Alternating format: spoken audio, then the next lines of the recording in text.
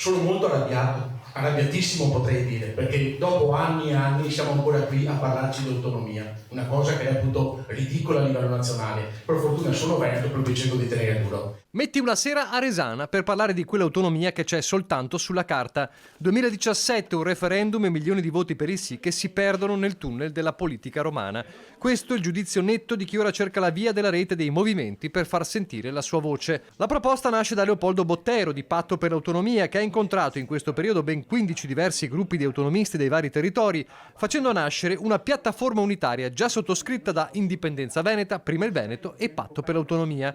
Il passo successivo, condividere la piattaforma con i singoli cittadini per creare una vera e propria rete di collegamento. A Resana le prime adesioni durante una serata organizzata per discutere dell'attuale impasse nazionale. Leopoldo ha un grande sogno, che è quello di mettere insieme tutte le risorse, le energie, le persone che vogliono l'autonomia, che vogliono avere il federalismo. Politica ed economia si intrecciano in questo rebus che vede sullo sfondo il paradosso europeo. Com'è possibile che ci sia un paese come Malta che ha 300.000 abitanti, che ha un commissario europeo, che ha un ministro europeo?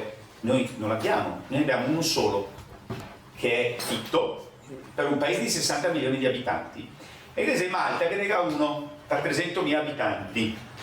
Non parliamo dell'Estonia, della Lettonia, della Lituania, che insieme non riescono a fare neanche la popolazione del Veneto. Quindi c'è una dimensione talmente ridotta, eppure sono iperrappresentati rispetto a noi, che diciamo rispetto al Piemonte o rispetto alla Sicilia avremmo diritto che alcuni nostri problemi fossero messi in evidenza da un ministro europeo, ma noi il ministro europeo non ce l'abbiamo uno per tutta l'Italia. Tante realtà regionali, tanti popoli, il filo dei ricordi raccontato da Bottero. Da subito, cioè quando ero piccolo mi sono reso conto che noi andando a scuola parlavamo una lingua sbagliata, gli altri ce n'avevano una di meglio. Poi mi sono spostato, sono andato in seminario, per chi lo sa, a Treviglio, dove ho scoperto che c'erano ragazzi di tutte le altre regioni, no?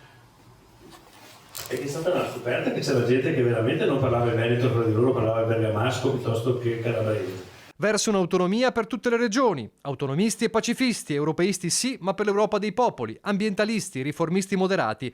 Questi alcuni dei caratteri della piattaforma aperta a tutti, per sentirsi meno Davide nell'affrontare Golia. C'è qualcosa sopra che ti impedisce di poter fare quello che è giusto per la tua comunità.